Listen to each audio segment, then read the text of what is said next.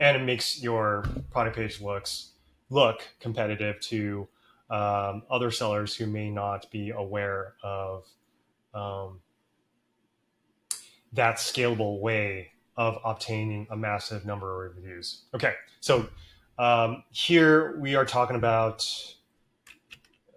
Give me a second. Let me. Okay.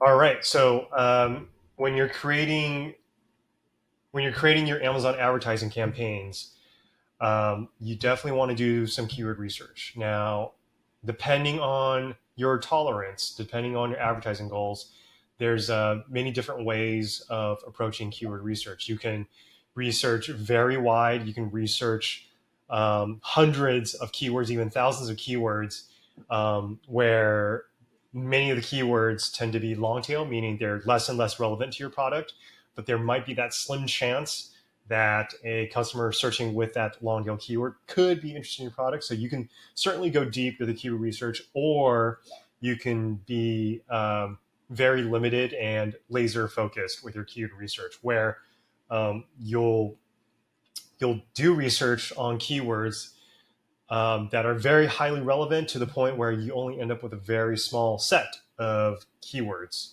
But you may miss out on the mid tail or the long tail traffic that may come to your page. So one thing you absolutely want to do today is to create manual campaigns. Now, you can certainly create automatic campaigns, and I'm not sure if we're going to talk about that later on, but just to give a pretty quick overview for automatic campaigns, there's 4 different targeting types.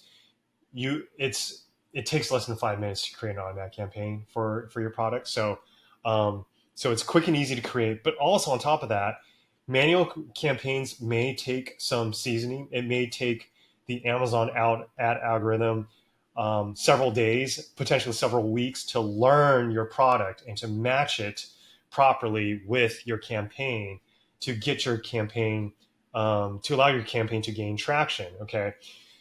With automatic campaigns, it's different. It doesn't work that way. In fact, with automatic campaigns, performance and impressions usually take off immediately, um, pretty much in 1 or 2 days. So if you don't have automatic campaigns, if you don't have any PPC campaigns at all, you it behooves you to create, at the very least, to create automatic campaigns if you do not have time to create manual campaigns. Now, I suggest that you do create manual campaigns. And I think a lot of the headache when it comes to manual campaigns is, first of all, structuring it, and second of all, keyword research. So if you want to be quick and dirty in doing your keyword research without doing a lot of refinement, do that. Do that with any of the keyword tools that exist out there, such as, so ZonGuru has Keyword on Fire, which is a really good keyword tool. You can also choose, I think a lot of people use Helium 10, so you can certainly offer that. If you're not comfortable with those and you want to use Google's keyword planner tools, then just use those. Just use those. Do whatever you need to just come up with a set of keywords that you could target, because you want to start seasoning these campaigns in time for this Q4 fire hose that's coming. Okay, so the best practice is to only have one ASIN or one SKU really per ad group. Okay, so there's campaigns, but underneath campaigns you can have ad groups. And if you're short on time, then what you want to do is to group, and not even if it's short on time, but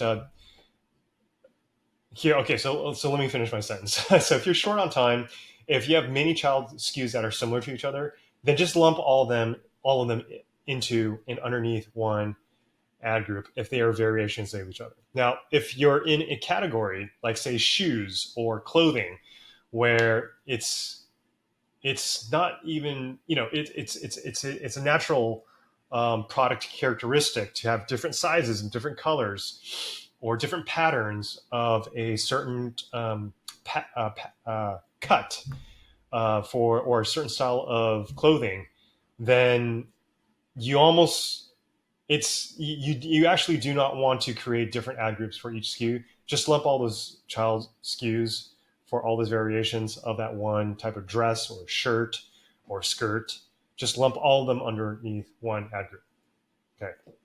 Now, we want to try to limit the match type to one type of match type per ad group. So there's broad, phrase, and exact match.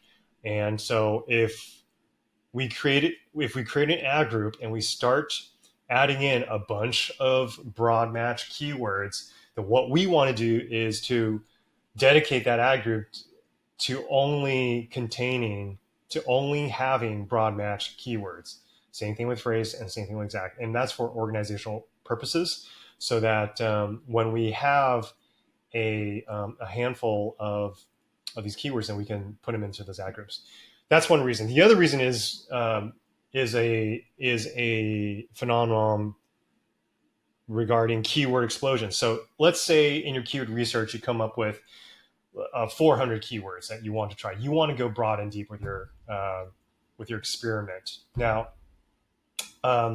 that's great. So you've got 400 keywords, but you want to try it across all three match types. Now, if you try to combine them all into one ad group, the problem is that the maximum number of keywords per ad group is 1,000, but you've got 1,200 keywords because you had the original set of 400, but you wanted to create broad, phrase, and exact match keywords, but unfortunately you can't add it like that into one ad group because of the maximum keyword limitation. So that's another reason. Okay, something that's in the slide that I didn't give much attention to is actually the sub bullet point, the minor bullet point underneath the major bullet point that says create manual campaigns today.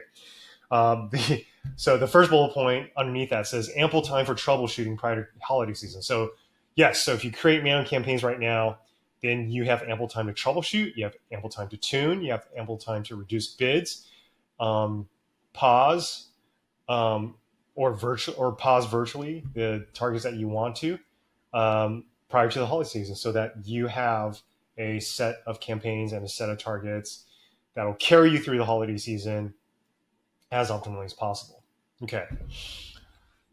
If you already have existing manual campaigns, but you have new products you want to introduce for Q4, what you want to do right now is to add them into well-performing manual campaigns, because that way you can fast track the ability to serve ads to those new products instead of waiting weeks for these manual campaigns to take off that are brand new campaigns, that are campaigns you create from scratch.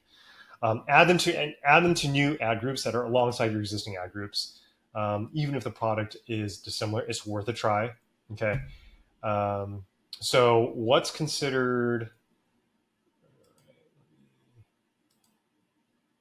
There's some text that's cut off down here in the slide, but I think the next bullet point is what is considered a well-performing campaign. So what we look at is campaign age. We look at the CTR, the click-through rate, and we finally look at the clicks. Okay.